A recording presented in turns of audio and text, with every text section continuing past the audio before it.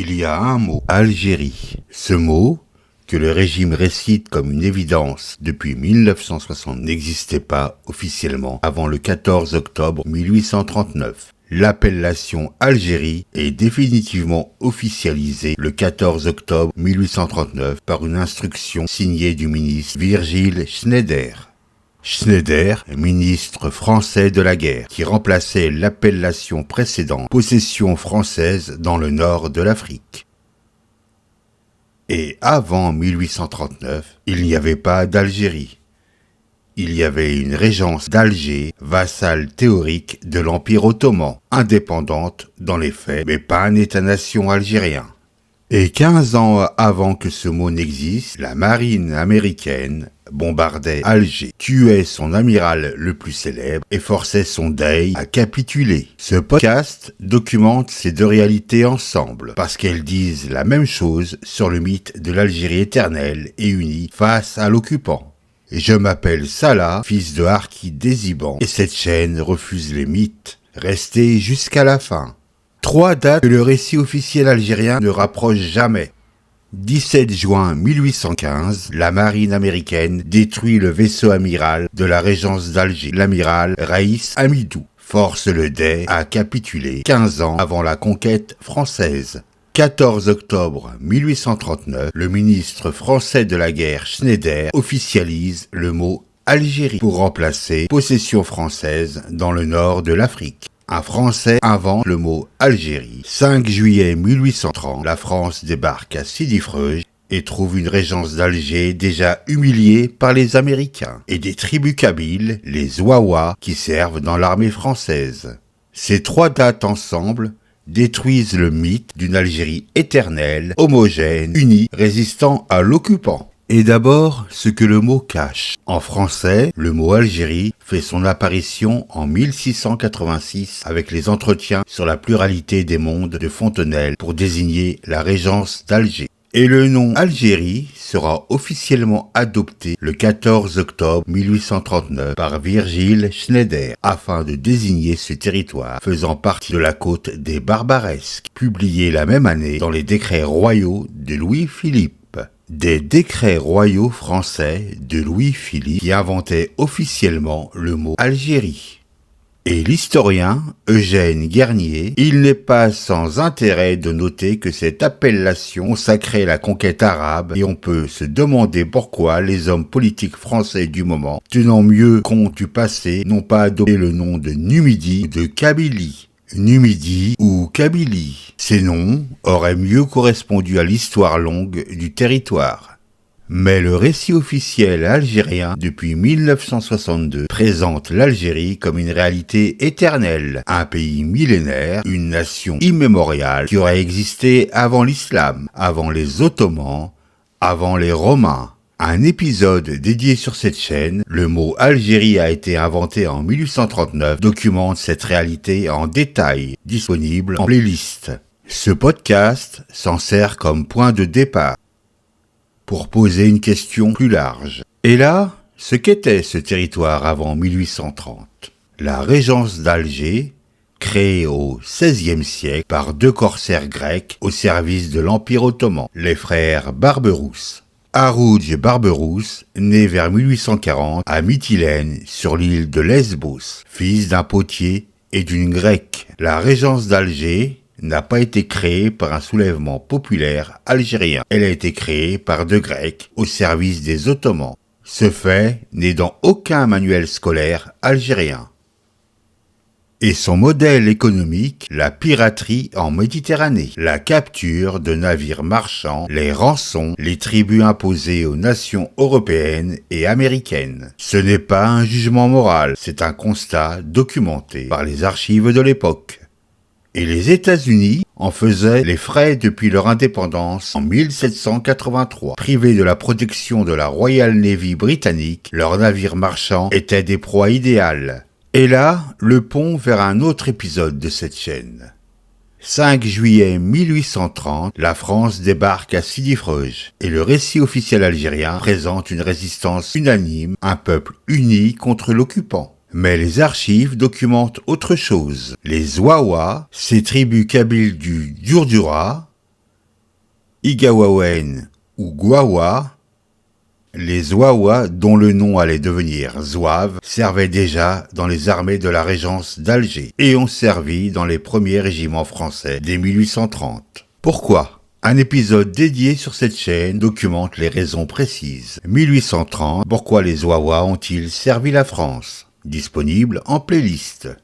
La réponse courte. Parce qu'ils n'étaient pas algériens au sens où le régime entend ce mot. Ils étaient kabyles avec leurs propres alliances, leurs propres intérêts, leurs propres ennemis. Et certains de leurs ennemis étaient à Alger, pas en France. Et là, ce qui s'est passé 15 ans avant la conquête française. À la fin de la guerre de 1812, les États-Unis sont revenus au problème de piraterie barbaresque. Le 3 mars 1815, le Congrès américain autorise le déploiement d'une force navale contre Alger. Stephen Decatur, commodore de la marine américaine, part de New York le 20 mai 1815 avec 9 navires de guerre. Il arrive au détroit de Gibraltar le 15 juin et apprend qu'une frégate algérienne vient de traverser le Mashouda, vaisseau amiral de la Régence, à son bord, Raïs Amidou. Et là, l'homme, Raïs Amidou, né à Alger en 1777, fils d'un tailleur algérois. Raïs Amidou n'était pas turc. Il était algérien de naissance, fils d'un tailleur d'Alger. Sa montée en puissance dans la marine de la Régence n'était pas celle d'un soldat ottoman importé. C'était celle d'un Algérois qui avait conquis sa place par son talent, fils d'un tailleur d'Alger authentiquement algérien. Et Raïs Amidou, le grand corsaire et amiral le plus célèbre et le plus populaire de l'histoire de l'Algérie, avait pris part pendant 7 ans aux expéditions de la Régence d'Alger contre les navires de commerce croisant en Méditerranée et dans l'Atlantique. 7 ans de raids, les bateaux américains étaient particulièrement visés, privés de la protection de la Royal Navy britannique depuis leur indépendance en 1783.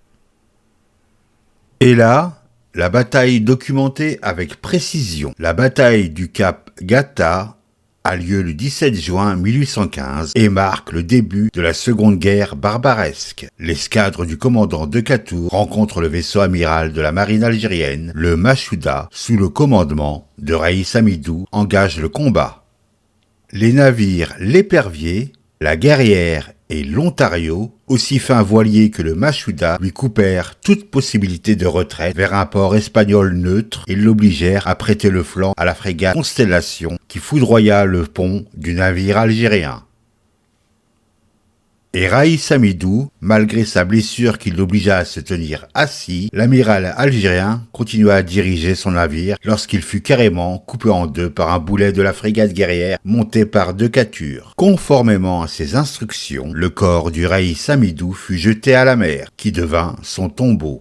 Il avait ordonné à ses lieutenants de ne pas laisser son corps aux mains des Américains. Et le bilan, 406 Algériens capturés, la plupart blessés et 30 autres morts, les Américains n'ayant subi que de légères pertes, 4 morts et 10 blessés. Et là, ce qui suivit, Decatur arrive devant Alger, la ville sans défense capitula, et le Dey Omar se résigna sous la bouche des canons américains, à la signature d'un traité imposé par les États-Unis, y compris, chose inouïe depuis la création de la Régence, le paiement d'indemnités de guerre. Une chose inouïe, Alger payait des indemnités à une puissance étrangère pour la première fois. Et le traité est signé le 30 juin 1815 sous la pression militaire américaine. La Régence d'Alger paie 10 000 $ pour les navires saisis. Le traité exclut tout tribut à venir de la part des États-Unis d'Amérique. Omar Pacha Kolodjak, qu'accusa d'apporter le mauvais œil sur la Régence, fut exécuté par la milice. Exécuté par ses propres hommes pour avoir capitulé devant les Américains. Cette défaite de la Régence hollandaise qui acheva le mythe de l'invincibilité d'El Zézaïr, le mythe de l'invincibilité achevé par les Américains en 1815, par les Anglo-Hollandais en 1816, 14 ans avant la France. Et là, ce que ces 3 épisodes historiques disent ensemble. Le récit officiel algérien, depuis 1962, repose sur 3 affirmations. Le mot n'existe officiellement que depuis 1839. 2. Le peuple algérien était uni contre l'occupant en 1830. Documenté faux, les Ouaouas servaient dans l'armée française dès les premiers jours. 3. La France était l'ennemi naturel et éternel. Documenté incomplet, les États-Unis avaient bombardé Alger 15 ans avant la France, sans jamais entrer dans la liste des ennemis mémoriels.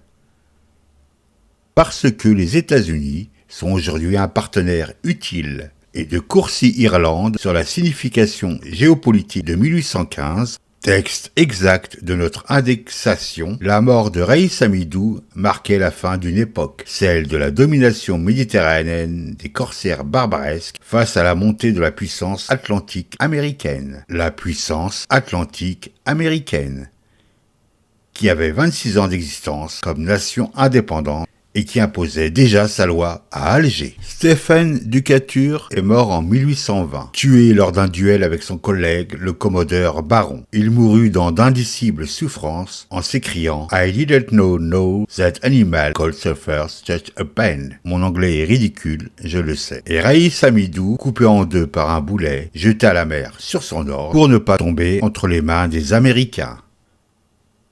Ce destin mérite d'être raconté honnêtement, pas pour glorifier la piraterie, pas pour excuser l'esclavage de marins chrétiens, mais pour documenter ce que le récit mémoriel algérien efface.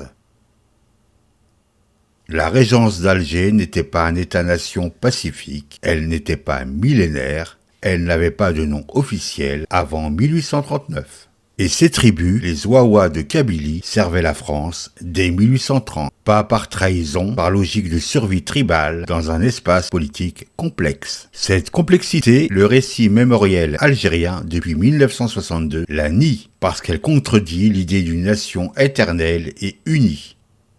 Et les 2 épisodes connexes de cette chaîne documentent cette réalité en détail. Le mot Algérie a été inventé en 1839, disponible en playlist. 1830, pourquoi les Ouaouas ont-ils servi la France? Disponible également en playlist. Activez la cloche, abonnez-vous, partagez et laissez un commentaire argumenté, sourcé. Parce que cette chaîne n'a pas peur de votre désaccord, elle a les archives